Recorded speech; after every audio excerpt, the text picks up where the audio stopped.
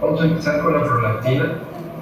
De la prolactina hay detalles muy importantes. La prolactina quizás sea una de las hormonas más sencillas del sistema.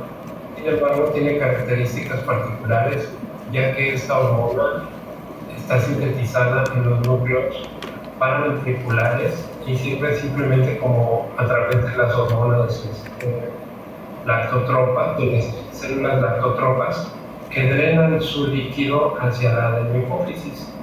Esa adenohipófisis posteriormente va a liberar la prolactina a través de varios estímulos. Esta es una de las hormonas que no necesita una hormona estimulante central. Esta hormona se puede liberar como un estímulo táctil, como lo vamos a ver más adelante, y comparte un estímulo común que es un estímulo táctil, como un receptor de canal táctil, como en el caso de la adrenalina. En el caso de la adrenalina no necesitamos ningún mediador ni ninguna hormona liberadora. ¿Por qué? Porque el sistema la libera automáticamente en respuesta a un factor estresante, como el correr, como estar en peligro. Automáticamente se descarga a través del sistema parasimpático y simpático por medio de la acetilcolina y los mediadores químicos por exocitosis usando acoplamiento de AMP cíclico lo va a liberar a la circulación. En el caso de la hormona prolactina, la prolactina tiene una liberación central y una regulación central, pero tiene una excreción que es directamente proporcional al estímulo de succión. El estímulo de succión es importante, ¿por qué? Porque libera dos hormonas a través de una vía parasimpática y simpática y neuroquímica. Si recuerden que hay sistemas que están regulados por el control de una hormona en particular y por la liberación de un tropo o por la liberación central. Ahorita ya han visto dos hormonas que se liberan por medio de estímulos, que es la adrenalina y la prolactina. Pero hay un tercer mediador que es la oxitocina, que también forma parte de este tipo de hormonas que se liberan a través del estímulo. Y tienen también una cuarta hormona que responde también a un estímulo vasovagal o neurovegetativo, como cual que vimos la clase pasada, y me preguntaron cuál es el estímulo regulador, qué hormona es la que se regula por otros estímulos físicos o táctiles. ¿Se acuerdan? ¿La ASTH? No, la ASTH se libera exclusivamente por troncos. Pero recuerden que en este caso la cuarta hormona que se libera a través de estímulos es la aldosterona. La aldosterona se libera secundariamente a la modulación de los neuroreceptores que se encuentran en los ganglios, en las carótidas y en los glóbulos yugulares. Estos responden a los cambios de presión y entonces también responden a los cambios de bulimia junto con el aparato glomerular. Esta liberación no es una liberación por tronco, esta es una liberación prácticamente física derivada del cambio osmolar dentro de la célula. Entonces no se me pierdan, porque ahorita vamos a ver un cuarto tipo de modulación. Ahorita han visto la estimulación por troncos y el tronco que estimula la liberación central a través de la adenohipófisis. Pero tienen ahorita ustedes tres modelos que liberan hormonas a través del estímulo táctil. Uno es la prolactina, otro es la oxitocina, un tercero es la adrenalina y el cuarto es un sistema modulado indirectamente, es a través de la liberación de aldosterona secundaria a los cambios en el aparato glomerular. Entonces, pregunta de examen. Los sistemas de liberación hormonal táctiles son prolactina, oxitocina y adrenalina. Sistema que tiene regulación también de neuroreceptores, pero estos neuroreceptores son indirectos, es el único, la aldosterona. ¿No se les olvida? Ok. Vamos a continuar. Como les comentaba, la prolactina es un péptido que se sintetiza en el hipotálamo a nivel del núcleo supraventricular Este núcleo supraventricular va a tener tres grandes ramas, una rama corta, rama larga y una rama extendida. Digamos que son como los cables que regulan la liberación de esta hormona. La hormona se sintetiza como un péptido y este péptido automáticamente baja por el sistema porta hasta las células trombofines que se encuentran en la adenohipófisis. Estas células se encargan de almacenar la prolactina y esta prolactina es liberada por dos estímulos naturales, que es a través del sueño, donde existe un fenómeno regulatorio circadiano, que quiere decir que constantemente se va a estar liberando. Se va a estar liberando en la noche y en el día se va a cesar esta hormona. ¿Por qué? Porque es una hormona que es dopamino dependiente. Va a depender de la dopamina para su liberación. La dopamina, recordemos que proviene de fenilalanina. Entonces, esta hormona tiene una secreción constante. Durante el embarazo, esta secreción se cancela hasta que se corta el estímulo. Esta hormona va a tener una regulación, un feedback negativo, ¿a través de quién? A través de la hormona liberadora de gonadotropinas, que es lo que vamos a ver en la clase del viernes, estrógenos y progesterona, a través de la hormona folículo estimulante y a través de la hormona luteinizante. ¿Mano? ¿Me hicieron una pregunta? No, ok. La estimulación la va a disminuir la disminución de dopamina. Entonces, la única estimulación es la estimulación diaria a través del ciclo circadiano, que es nocturna, y durante el día esta estimulación se corta. Entonces, el aumento de dopamina es el que se va a encargar de estimular la liberación de prolactina. Ahora, la síntesis va a estar dada principalmente por el estímulo neurohormonal. Necesitamos forzosamente el estímulo neurohormonal para que se sintetice en el hipotálamo. Para su liberación necesitamos forzosamente el neuromodulador o el neurotransmisor, que es la dopamina. La hormona prolactina es una hormona polipeptídica, se secreta en las células lactotropas, que son las que se encargan, que están en la adenohipófisis, y su función es la lactancia, pero también cumple varias funciones, especialmente en el sistema inmunológico, en el metabolismo y en la reproducción secundaria. Esta es la prolactina. Si ustedes se dan cuenta, es un péptido, es un tripéptido enlazado por una cadena primaria y tiene ¿cuántos sitios activos? Tiene una hélice, dos hélices, tres hélices, cuatro hélices. Tiene 4 sitios activos unidos con puentes de sulfuro. Puentes de sulfuro, recuerden que son débiles. Y estos puentes débiles son los encargados de que sea fácilmente acoplable a sus receptores de AMP. Muy importante que recordemos que yo les había comentado que existen receptores de proteína G, receptores acoplados a AMP cíclico, pero en este caso, a partir de aquí, las hormonas, que especialmente oxitocina, prolactina y antidiurética, van a tener receptores muy particulares que vamos a marcar y que es una clase diferente que yo no los he comentado, porque esto es exclusivamente de hormonas peptídicas. Entonces, estas hormonas peptídicas, la característica es que tienen 198 a 199 aminoácidos en su estructura, es similar a la hormona del crecimiento y a la somatostatina, por lo tanto, comparten su receptor o su sistema de acoplamiento. No va a ser proteína G, no va a ser calmodulina, va a ser un receptor muy particular, que es el que va a dar la facilidad para que la glándula comience a hacer cambios en su regulación celular. Aquí tenemos el resumen. La síntesis y regulaciones a través de las células lactotropas que se encuentran en la adenohipófisis van a liberar la prolactina en ciclos circadianos. Va a ser inhibida por la dopamina, que está producida en el hipotálamo y que actúa como inhibidor de la prolactina. La estimulación de los axones es el mecanismo por el cual se inhibe la liberación de dopamina y permite la secreción de prolactina. La hormona liberadora de tiroglobulina los estrógenos estimulan la secreción de prolactina, donde vemos hormona estimuladora de tirotropina. ¿Se acuerdan de dónde? Hormona liberadora. ¿Dónde? Adeno. Pónganse el micrófono. ¿El micrófono? O pasen el micrófono. ¿Qué preguntó?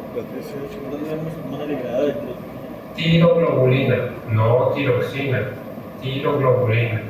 Y los estrógenos estimulan la secreción de prolactina. Por lo tanto, es frecuente que los pacientes que tienen hipertiroidismo, un momento, tengan prolactina y secreción de leche. Entonces, y esto es contrario al mimetismo péptido para la liberación de prolactina. Entonces, durante el embarazo, los niveles de estrógeno elevados incrementan la secreción de prolactina. No se produce leche porque está inhibida por parte de la progesterona. En el momento en que el embarazo termina, automáticamente la progesterona baja y al bajar la progesterona, automáticamente empieza la secreción de leche. Como ustedes ya saben fisiología, ¿quién es el productor de progesterona en el último trimestre del embarazo?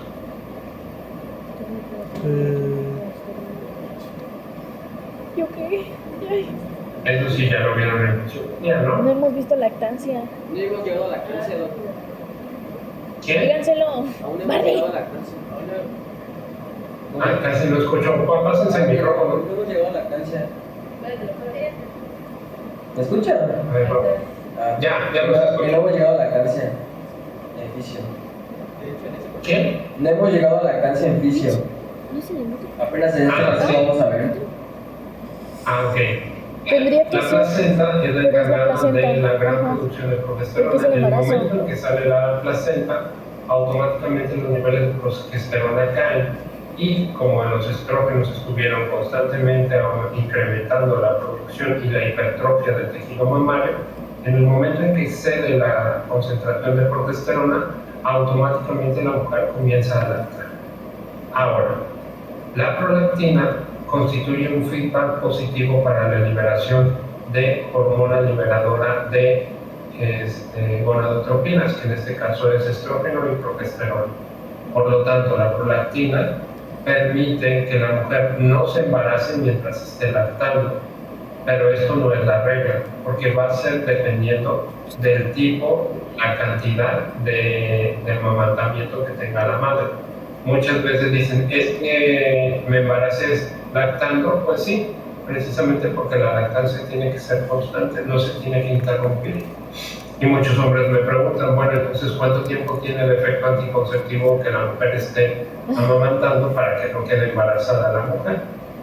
La secreción pierde su efecto entre los 7 y 15 días posteriores al último amamantamiento y automáticamente la regulación hormonal vuelve a su normalidad, permitiendo que la mujer sea fértil. Por lo tanto, este es el mecanismo por el cual la prolactina genera un efecto anticonceptivo.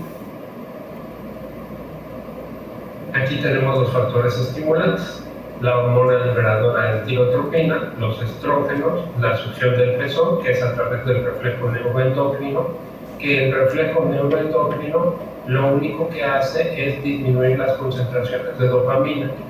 Los otros factores lo que van a hacer es estimular la producción en los núcleos supraópticos del hipotálamo.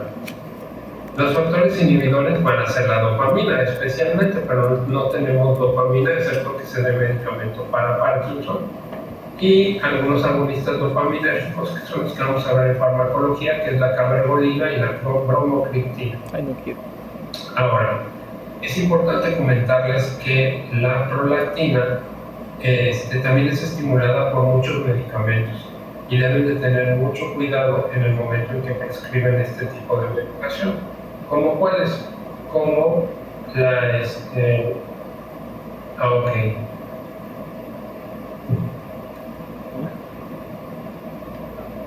Tienen razón. ¿Qué cosa? ¿Yo qué? ¿Quién le mandó mensaje? No puedo grabar la clase. Ah, Pues sí, ya lo estoy haciendo. ya, dígale que ya. Que se cancela la clase. Hay medicamentos que estimulan la liberación de prolactina y estos medicamentos habitualmente son los más básicos, como la metoclopramida, como las hidroclorotiazidas como diuréticos, los medicamentos cardiovasculares como el diltiazem, muchos antipsicóticos y antidepresivos como la imipramina, cuyas funciones son disminuir la concentración de dopamina y entonces estimula la producción de leche. Entonces, los agonistas dopaminérgicos lo que van a hacer es aumentar esta concentración de dopamina y disminuir la concentración. Porque en la mujer existe el mecanismo fisiológico de la secreción de prolactina para producir leche, y esto es un fenómeno fisiológico. Sin embargo, existen mecanismos patológicos que hacen que se secrete leche en condiciones no fisiológicas, que en el caso de los medicamentos. La segunda causa más importante de prolactinemia son los tumores adenohipofisarios, que generan grandes concentraciones de prolactina, como los prolactinomas, que estimulan constantemente las células lactótropas y los conductos galactóforos. Esto permite que patológicamente la glándula crezca, tanto en el hombre como en la mujer, sin un estado fisiológico de embarazo. Entonces, esto se convierte también en una alteración totalmente aberrante, porque no nada más es que se secrete leche, sino que el mismo estímulo induce la desregulación de los ejes hormonales, tanto de la hormona foliculoestimulante como de la luteinizante. En el caso del hombre, todo el mundo tiene la idea de que la hiperprolactinemia solamente va a producir leche en el varón. Pues sí lo va a hacer, sin embargo va a generar una serie de eventos que van a repercutir en el metabolismo, especialmente en la producción de inmunoglobulina G y de inmunoglobulina M, en la mineralización ósea a través de la alteración de los osteoclastos, a través del hígado va a generar disminución de las lipoproteínas, consecuentemente va a tener hipercolesterolemia o hipertrigliceridemia, y obviamente la función hormonal de todos los sistemas va a estar bloqueada. Entonces esto se considera un fenómeno patológico que debe de atenderse de inmediato. Entonces, la hiperprolactinemia son la elevación de los niveles plasmáticos de prolactina fuera del embarazo o la lactancia. En primer lugar son los prolactinomas, que son los tumores secretores de prolactina. Los medicamentos que bloquean dopamina, como los antipsicóticos y especialmente la metoclopramida, que es lo que vamos a ver en farmacología como los medicamentos que van a relajar el intestino. El hipotiroidismo primario, donde aumenta la TRH y estimula la prolactina, precisamente porque la tiroglobulina va de la mano con la hormona estimulante de tiroides. Entonces, un hipotiroidismo primario donde no hay una regulación central, y va a haber aumento de la TSH y de la TRH por una poca recepción en la tiroides, va a estimular a la prolactina y en consecuencia va a haber secreción de leche, lesiones del tallo hipofisiario y la insuficiencia renal crónica por acumulación de prolactina. La prolactina es destruida como la insulina en el riñón a través del aparato yuxtaglomerular. Existen células que se encargan de destruir este péptido. Entonces,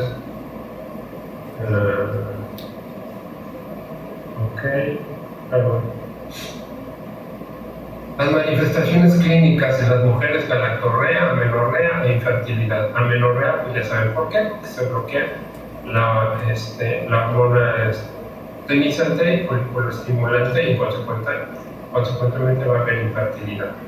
Y en el hombre va a haber la pérdida de líbido, impotencia, flecomastia, alteraciones de la mineralización, osteopenia. Los tratamientos están muy dirigidos a los agonistas dopaminérgicos y obviamente al retiro del tumor que está provocando este tipo de tumores. Normalmente son benignos, no hay malignidad. Por el lado del varón, aquí están los efectos bioquímicos que generan el aumento de la prolactina o la disminución de la prolactina en el hombre. Entonces va a haber hipertrofia adiposa independientemente de la situación de leche, disminución de la erección, secundario a la pérdida del control hormonal, va a haber disminución de la insulina, disminución en el metabolismo de lípidos, consecuentemente con un aumento de las grasas, aumento de la aterosclerosis, va a haber disminución de la proliferación de células beta, en consecuencia va a haber hiperglicemia, el paciente va a engordar, va a haber rozamiento.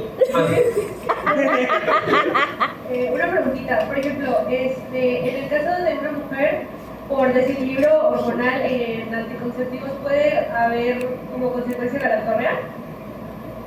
¿Qué es la lactosa? Sí, sí puede haber, especialmente. Sí, es muy buena pregunta a nivel bioquímico. Yo no me acuerdo. Los anticonceptivos pueden Galactorrea, es que secreta leche. la galactorrea, Sí, pero sí, también la sí. pueden inducir. ¿Por qué? Porque generan aromatización en el caso de los anticonceptivos con grandes concentraciones de andrógenos, donde son secuenciales y permiten solamente la estimulación de estrógeno para cerrar el ciclo. Ya lo vamos a ocupar en terapia anticonceptiva, que hay anticonceptivos secuenciales y no secuenciales, pero también existen anticonceptivos con base en andrógenos, y estos andrógenos lo que van a pasar es que se van a aromatizar para aumentar la concentración de estrógeno y en consecuencia estimular a la glándula mamaria, pero sin provocar la prolactinemia, excepto cuando nosotros lo cortamos con algún progestágeno. Ya vamos a ver, eso es muy bonito lo de farma ginecológica, pero ahorita lo que necesitamos es que cambie la importancia en la secreción de la prolactina. Gracias, profe.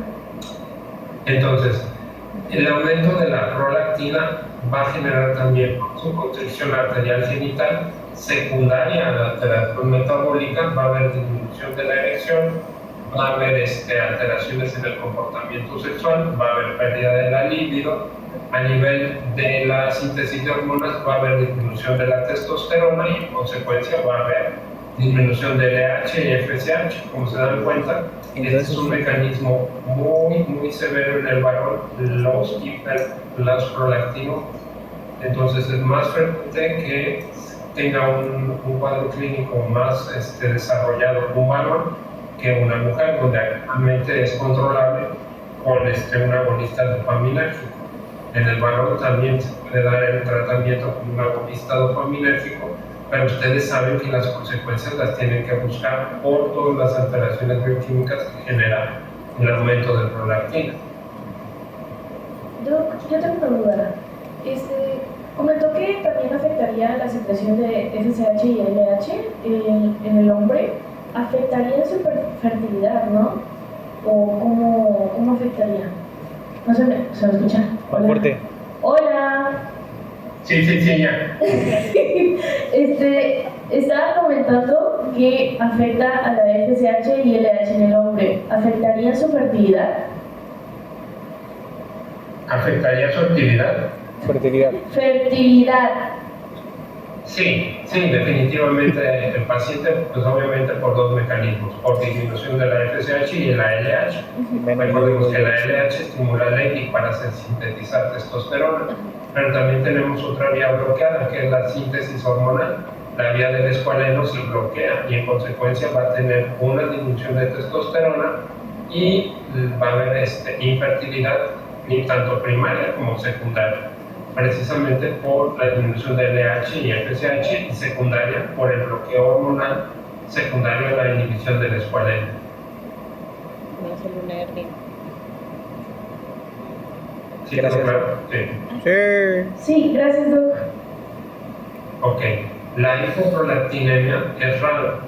Se puede presentar en el síndrome de Sheehan o en el daño hipoficiario severo, especialmente con las fracturas del piso medio, y el síntoma principal es la incapacidad para lactar tras el parto.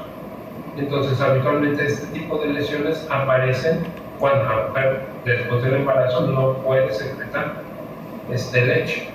Entonces, el síndrome de Sheehan es lo que se presenta con mayor frecuencia en los partos distóxicos, donde la mujer genera tanta presión a nivel del suelo pélvico que lo que genera es una trombosis y una disminución del flujo portal a nivel de de la glándula hipófisis. Y ahora sí, lo que nos interesa, el receptor y el mecanismo de acción. Tanto la hormona antidiurética, la oxitocina y la prolactina generan mecanismos que tienen receptores tan especializados que ya forman un capítulo aparte. El receptor de la prolactina es un receptor de tipo JAK-STAT. Estos receptores tienen la característica de que son uno a uno específico y aparte de uno a uno tienen una acción, un receptor, una fosforilación, pero en el núcleo de acción. No es necesario que lleguen al citosol para mandar un segundo mensaje. Ahí mismo se hace la traducción de señales y posteriormente mandan un tercero, cuarto y hasta un quinto mensajero para que llegue la señal hasta el núcleo. Luego entonces el tipo de JAK-STAT5. ¿Qué hacen estos receptores? Estos receptores son receptores fosforilables, por lo tanto son receptores que necesitan, que si yo estoy diciendo la prolactina es un péptido que tiene necesidad de un receptor. Al tener estas características, yo sé que tiene características hidrofílicas. ¿Por qué? Porque lo que hace es estimular al receptor. El JAK1 y el JAK2 lo que hacen es como tener dos enzimas listas para que en el momento en que se reciba, las células, los factores o los sustratos citosólicos que están pegados a la pared automáticamente se fosforilen, que son los sistemas de acoplamiento celular de transferencia, que son STAT 1 hasta el STAT 6. Cada uno de estos factores fosforilados van a generar una señal. Es como si dijeran, aquí es un sistema de fosforilo en el momento a través de los JAKs y automáticamente los STATs van a ir, el STAT 1 se va a ir al citoplasma, el STAT 2 se va a ir al núcleo, el STAT 3 se va al ribosoma, el STAT 4 se va a los núcleos de crecimiento y lo que le dicen a la célula es, recibo la prolactina, el STAT 1 lo que va a hacer es sintetizar enzimas dedicadas a la lipogénesis, especialmente de la enzima condensante. Los STAT2 van a ir al núcleo y en el núcleo lo que va a hacer es diferenciar y hacer que crezcan los conductos galactóforos. El STAT3 lo que va a hacer es producir enzimas cortantes, de tal manera que cuando se producen ácidos grasos, estos ácidos grasos deben de ser hasta de 6 u 8 cadenas. Los STAT4 son los fenómenos de diferenciación que lo que provocan es que las células galactófagas automáticamente en el momento en que reciban el estímulo manden la señal con el STAT5 a las células musculares. ¿Para qué? Para que en el momento en que se pierda el control progestágeno, automáticamente estas células ya estarán listas para generar la contracción y producir leche. Este mecanismo de receptor JAK-STAT es el mecanismo que también domina a la próstata. Cuando veamos andrógenos, es el mismo mecanismo, porque un JAK-STAT lo que hace es, uno, fosforilar y mandar múltiples mensajes. Aquí la regla cerró, que es un mensajero ultra específico. Una prolactina, una fosforilación. Esta fosforilación en el momento simplemente va a fosforilar a toda la cadena STAT, que va a generar mensajes directamente al núcleo y al citosol. En este caso, un JAK-STAT es altamente específico y es un sistema que manda uno a uno, pero fosforila, y esta fosforilación va tanto al citosol como al núcleo. Y este control metabólico lo tiene la prolactina, la oxitocina, la hormona antidiurética y los andrógenos.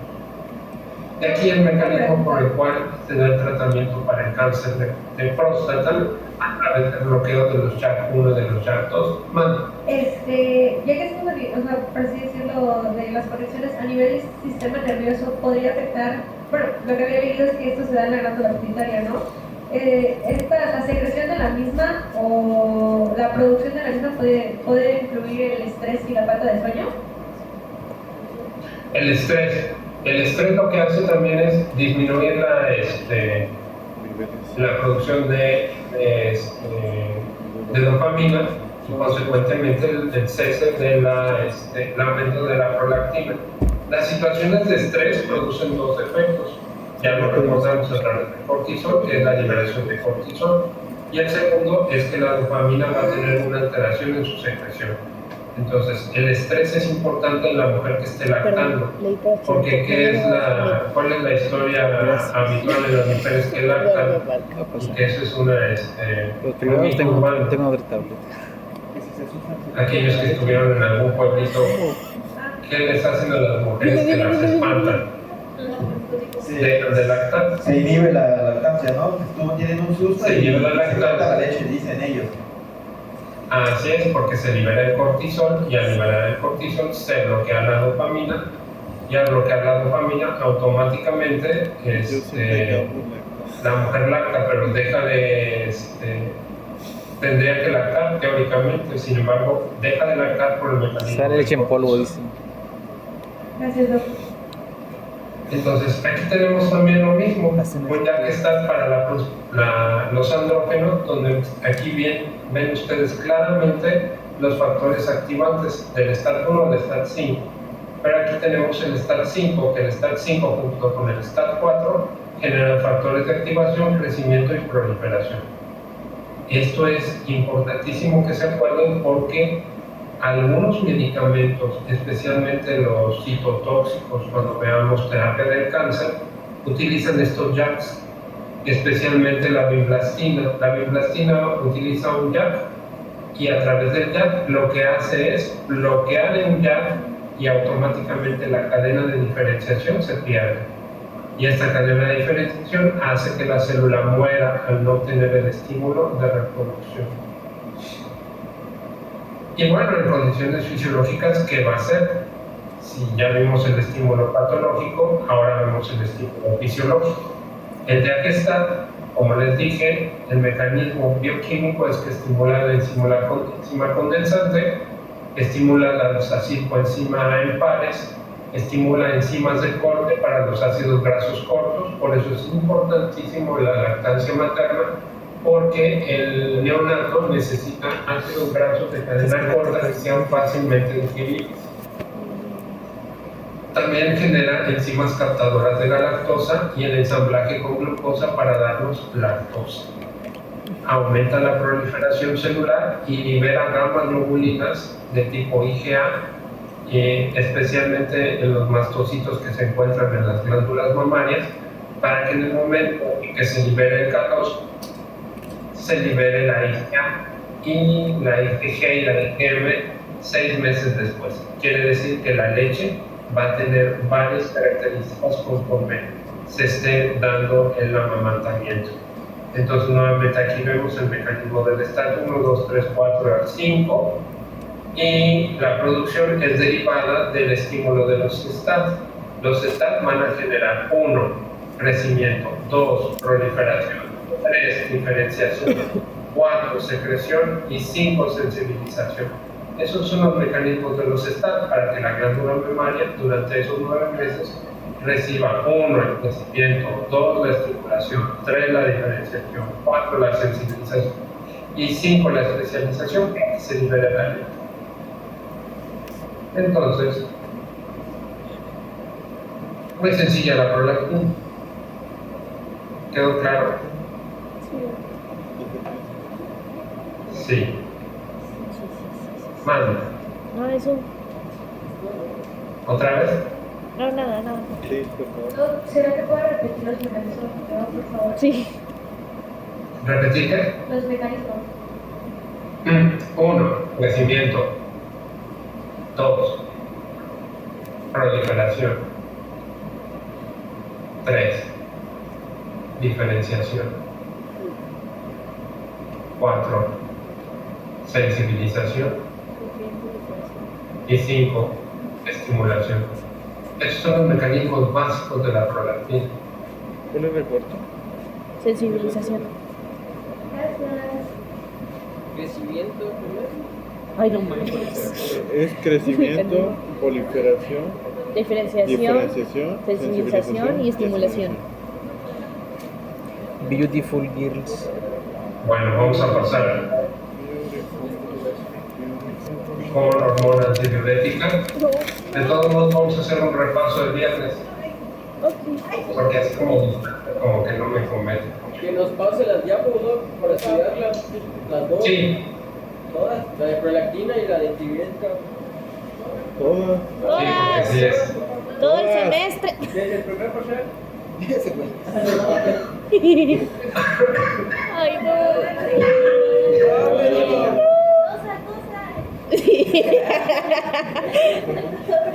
Desde el primer parcial, no, ok.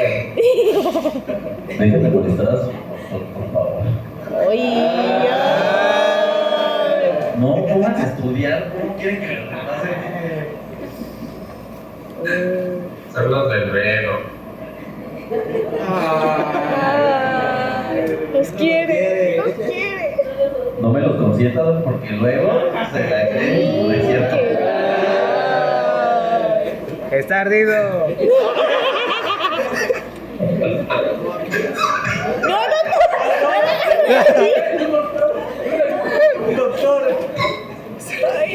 Ok. Va. ¿Dudas? No. Todas.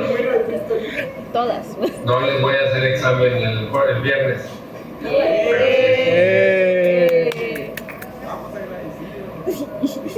Vamos con la que quiero que sí les quede bien clarita, que es la hormona antidiurética.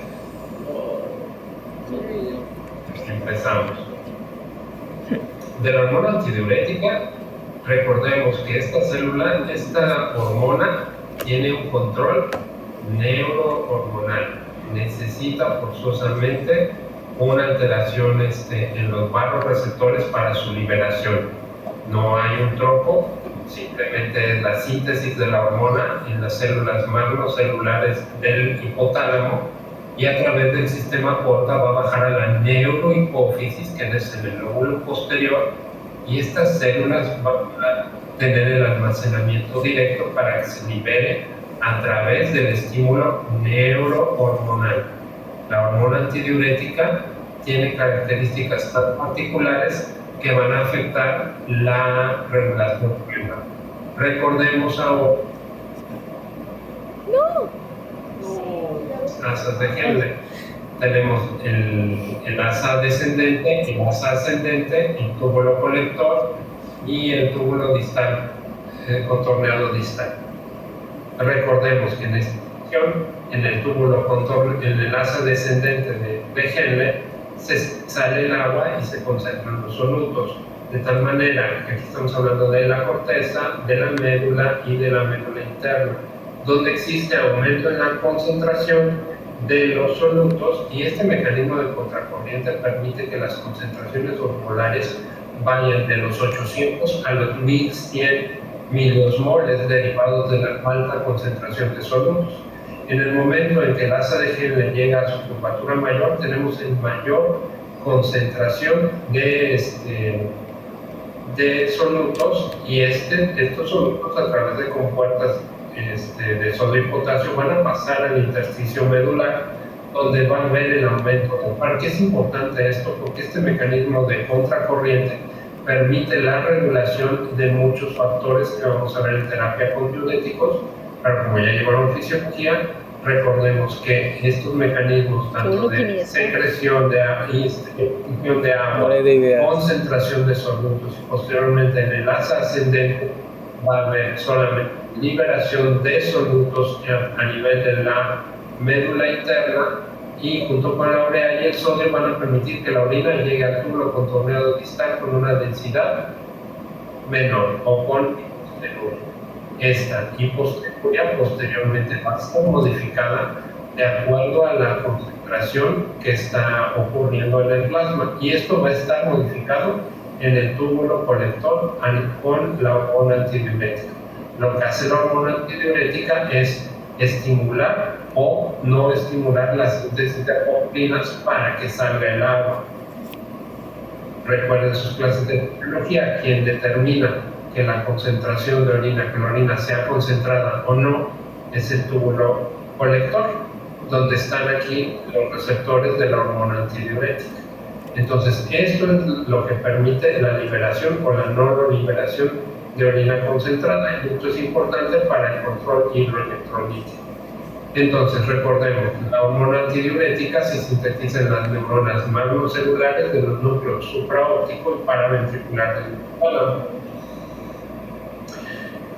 ¿Por qué se produce la hormona antidiurética? Esta hormona antidiurética se produce a través de la transcripción de un ARN mensajero que se traduce en el retículo endoplásmico rugoso y forma la pre-pro-vasopresina.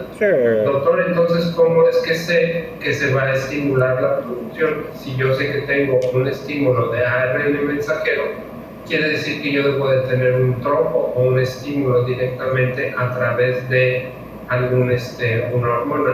La situación es que cuando pasa esto, debemos de tener en cuenta dos cosas, que el estímulo va a ser doble. Uno, que es el estímulo neurohormonal, especialmente en la parte neuronal, con los cambios de presión y los cambios en las concentraciones de sodio y de potasio. Entonces, estas concentraciones van a estimular el intersticio de las células que se encuentran en el núcleo supraóptico y paraventriculares, lo que va a permitir la salida paracrina de factores secretantes que van a llegar a las células magnocelulares para poder generar la pretranscripción de la vasopresina. Y tenemos también un estímulo secundario importante que es de la aldosterona. La aldosterona también estimula la síntesis o la inhibición de la hormona antidiurética. En el procesamiento posttraduccional, el Golgi, ¿cómo se sintetiza la hormona? Ok. Entonces, tenemos un estímulo neuronal y hormonal. Neuronal. El estímulo neuronal está dado por los cambios en la presión, por los cambios en el sodio y en el potasio, y estos cambios los tenemos a la mano en los núcleos carotídeos. Estos núcleos carotídeos de inmediato disparan al hipotálamo, reciben la señal automáticamente porque se disparan estos sistemas por los cambios en las concentraciones tanto de sodio como de potasio. Se recibe el estímulo en el hipotálamo y el hipotálamo manda señal para que a nivel paracrino junto a las células se estimule la producción de la pre-pro-vasopresina, que prácticamente es que le llaman muchos libros neuroficina, que la neuroficina constituye el estimulante de estas células magnocelulares para que produzcan este péptido. Este péptido que se produce en el retículo endoplásmico rugoso pasa al Golgi, donde se hacen cambios conformacionales, y lo que hace es que los segmentos, como la insulina, ¿se acuerdan? Pre-insulina, corta 1, corta 2 y solamente deja libre la insulina. En el paso de la ADH, esto ocurre igualmente en las células magnocelulares para que posteriormente puedas bajar a través del sistema portal y colocarse en la neurohipófisis. Entonces, en el Golgi, antes de que se salga la pre-pro-vasopresina, se elimina el pre, que realmente son 10 aminoácidos. ¿Para qué? Para que permita la salida de la célula. La provasopresina y la neuroficina 2, que es prácticamente el estimulante, y una copeptina, que son prácticamente los acompañantes de esta hormona antidiurética, salen a la circulación y se pasan a la neurohipófisis. En la neurohipófisis automáticamente se almacenan o se liberan como ADH, neuroficina y copeptina. Estos son mediadores celulares que lo que hacen es que la hormona, que ya está empaquetada en vesículas y es transportada a lo largo del axón a la neurohipófisis, es acompañada por la neuroficina 2, es decir, por su hormona previa estimulante. Durante el trayecto y en la neurohipófisis, la hormona se divide ADH, neuroficina y copeptina, que son sus cofactores. La ADH y la neuroficina se almacenan en gránulos secretores en las terminaciones nerviosas. Y esta ADH se libera en la sangre en respuesta a estímulos fisiológicos, como cuáles, como los cambios neurohormonales, como les había comentado. Uno, el estímulo neuronal estimula la producción de ADH, y este mismo estímulo neuronal estimula la liberación de ADH, pero para que se pueda liberar esta ADH necesito que vaya con su neuropsina 2. ¿Para qué? Para que se pueda liberar porque va en forma de provasopresina. Una vez que se libera, automáticamente se corta y pasa a la circulación sanguínea para que haga su efecto en sus receptores particulares. Y así tenemos 3 receptores. Tenemos receptores B1 en todas las células del organismo, los receptores B2 que se encuentran exclusivamente en los túbulos colectores renales y un Q3 que se encuentra en el sistema nervioso central y en la hipófisis nuevamente. De tal manera que aquí tenemos un tercer regulador.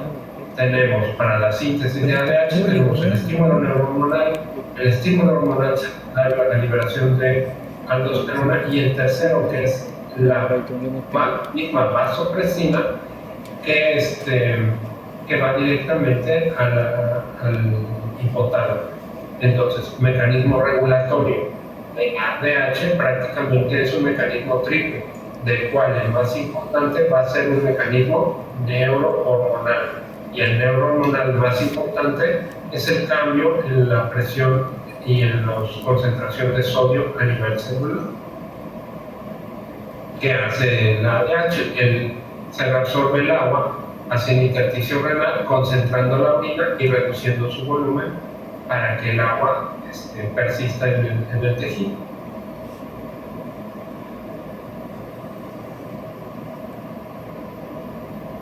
Aquí está en español todo lo que el estímulo que aumenta la secreción, la hiperosmolaridad plasmática, la hipovolemia, la hipertensión arterial, el estrés, el dolor, las náuseas, algunos medicamentos y la angiotensina 2. Si se dan cuenta, aquí están los factores que aumentan la secreción. La hiperosmolaridad plasmática y la hipovolemia, que son detectadas a través de los núcleos carotídeos, y la hipertensión arterial y la angiotensina, que tienen un mecanismo secundario a través de la síntesis de aldosterona y la reabsorción de sodio, y el tercero, que es a través indirectamente, es el estrés, el dolor y las náuseas, que generan también la estimulación de hormona antidiurética. En cambio, los estímulos que disminuyen las secreciones, la hiperosmolaridad plasmática, la hipervolemia, hipertensión arterial. Va a decir, doctor, ¿pero cómo? ¿La estimula y también la disminuye? Sí, pero en el caso de la hipertensión arterial, ¿cuándo disminuye esta secreción de hormona antidiurética, doctor Rolando? Es que yo me acabo de perder porque está diciendo que los mecanismos reguladores del triple más importante son los neurohormonales, o sea, los cambios de los vasoreceptores periféricos, aórticos y carotídeos. Pero o sea, me acabo de perder porque me dice que lo contrario ahorita. Ajá. Porque la hipertensión arterial aumenta la secreción, pero también la disminuye. ¿Cuándo disminuiría la secreción? ¿Es una hipertensión en particular? Cuando hay sufrimiento en los... cuando hay sufrimiento renal, ¿no? O sea, cuando... Exacto. ¿Dónde vemos esto? No me acuerdo si son en las fenestraciones de glomérulo. O sea, cuando hay... o en el tubo proximal. El paciente con insuficiencia renal, el paciente que le administran muchos AINES, donde hay una disminución en el flujo, arteriola aferente. Es lo que estábamos platicando la anterior vez, ¿no? Cuando... Exacto. Por eso yo le dije, para controlar la presión, necesitamos saber si es hiperreninémico o no es hiperreninémico. Entonces, el estímulo que disminuye la secreción va a depender porque el hipertenso común y corriente va a aumentar la secreción de hormona antidiurética. En cambio, el que disminuye la secreción va a ser una hipertensión donde tengo yo afectación de la arteriola aferente. Eferente, porque la aferente está controlada por quién? Óxido nítrico, ¿no? Ajá, y la eferente. O prostaglandinas tipo B2. Ok. Y entonces esto es bien trascendente. ¿Por qué? Porque durante el paciente que va a tener disminución de la secreción de hormona antidiurética son aquellos que tengan hipertensión arterial, vamos a verlo después, postrenal, en la ingesta excesiva de agua, el consumo de alcohol, de fenitoína y anticolinérgicos. Incluso el alcohol disminuye la secreción de hormona antidiurética, aún con la deshidratación, de tal manera que el paciente que se deshidrata secundario al alcohol es porque se disminuye la secreción de hormona antidiurética, pero también porque se deshidrata rápidamente el alcohólico, ya lo vimos. Porque utiliza una molécula de agua para poder ser transportada. Porque me dirán, no doctor, pues es que disminuye la concentración de solutos, debe de estimularse la hormona antidiurética, sin embargo, el estímulo se inhibe, no hay liberación de hormona antidiurética y el paciente alcoholizado drena agua. ¿Por qué? Utiliza una molécula de agua para ser transportada. No es por la inhibición de básicos desde el primer parcial. No es por la conversión hacia aldehído. ¿Dónde se sintetiza el alcohol? Yo. Véatelo. ¿No es por la inhibición de ADH, del alcohol? Ajá, sí se inhibe el ADH, pero también ¿por qué disminuye? ¿Por qué se inhibe? Porque yo se los comenté desde equilibrio ácido-base. Que si el alcohol entra a la célula, es metabolizado por la deshidrogenasa láctica y se convierte en acetaldehído. Y este acetaldehído lo que va a hacer es incrementar la acidez y la protonización. La protonización interviene mucho en la formación de ¿qué? ¿Orina? De dopamina, doctores. Entonces, precisamente este mecanismo de acidez intracelular con la protonización interfiere en la secreción de dopamina y esta dopamina también interfiere en la liberación de ADH. Entonces, este es el mecanismo por el cual el paciente alcoholizado debería de tener estímulo para aumentar la secreción antidiurética y no deshidratarse. Sin embargo, el paciente se sigue deshidratando por una acidosis intracelular. La fenitoína también genera disminución de la secreción de antidiuréticos y muchos anticolinérgicos. Aquí tenemos los factores que intervienen en la liberación, que son los osmoreceptores, que detectan los cambios en la osmolaridad plasmática, los vasoreceptores, que detectan cambios en el volumen y la presión sanguínea, y otros importantes que también estimulan las vías parasimpáticas y simpáticas, es el dolor, el estrés, las náuseas, la hipoxia, la hipoglucemia. ¿Por qué? Si el paciente tiene hipoglucemia, que esa es una emergencia, doctor Lalo, ¿qué vamos a hacer con el paciente con hipoglucemia? ¿Qué le pasa dentro de sus células al pobre paciente? Lo que había dicho de que Sin miedo. O sea, los niveles de glucosa son muy mínimos. Y ya no hay el receptor para la glucosa, si no se llama glucosa, ya no la capta, ¿no? No es posible que la capte. ¿Y el metabolismo hacia dónde se va? A la vía láctica, empieza a metabolizar los lados, o sea, ya no hay glucosa y se empiezan se protoniza porque si le da lactato pensando en un coli para buscar glucosa, y el lactato en la liberación de sus protones también estimula a los núcleos supraópticos y paraventriculares y el estímulo cesa. Los fármacos y patologías que modulan la secreción de ADH también son importantes. Me disocio, te lo juro. Porque cuando veamos terapéutica farmacológica debemos de cuidar dos cosas. Uno, que el paciente no tenga hiperprolactinemia, y la otra es que no convertamos al paciente en una diabetes insípida. La regulación de la vasopresina, tenemos que ver nuevamente los receptores. Los receptores son esenciales que ustedes los entiendan para que puedan entender la farmacología. En el caso de los receptores B1, B2 y B3, la concentración del B1 en la célula de los túbulos colectores y en las células de todas las arteriolas del cuerpo tienen receptores B1 para generar apoptosis. De aquí, no nada más se queden con la idea que la vasopresina tiene un efecto a nivel renal, también el efecto a nivel intersticial. Y aquí es donde los veo uno a nivel de los receptores arteriales y interfieren con el edema. Los B2, que son los exclusivos, donde se unen a las células de los túbulos colectores, son receptores ligados a proteína G estimuladora acoplada a AMP cíclico intracelular. Estimula proteína A, y si estimula proteína A, ¿qué va a producir, doctor Manrique? Calcio.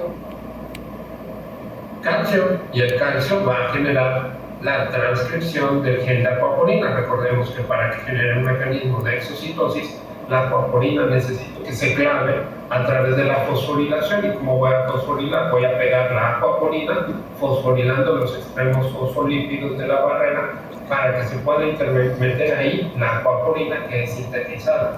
Luego entonces, doctora Mitch, la vasopresina tiene un mecanismo de receptor G estimulante con AMP cíclico intracelular. Entonces el mensajero es nuclear, es sólico o es mixto.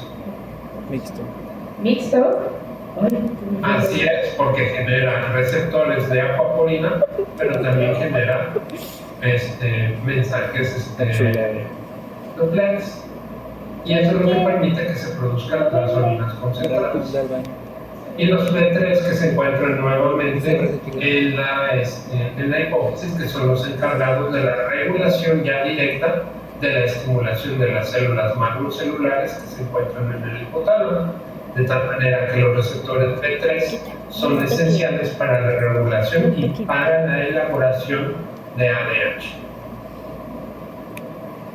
Sencillo, ¿no? Sencillísimo. Facilísimo. Mejor le doy la clase mío. No, se estaba burlando de nosotros. Hay que decirle. Está hablando lo que uno sabe de nosotros. Entonces, les voy a pasar se está burlando de nosotros, ¿eh? no se compra paso. Anda a sacar No se me otro. atoque, El viernes. porque sí sé que van a quedar muchas dudas. Entonces, ya acabamos pronto. O me fui muy rápido. Yo digo que ya, Doc. Perdón, Va a ser así. no me puedo Fuga la salir. tortuga. Doc, me da mi calificación. Pero ya, si todo va bien, el viernes ya los veo vivo para Ay, sí, resolver sus dudas.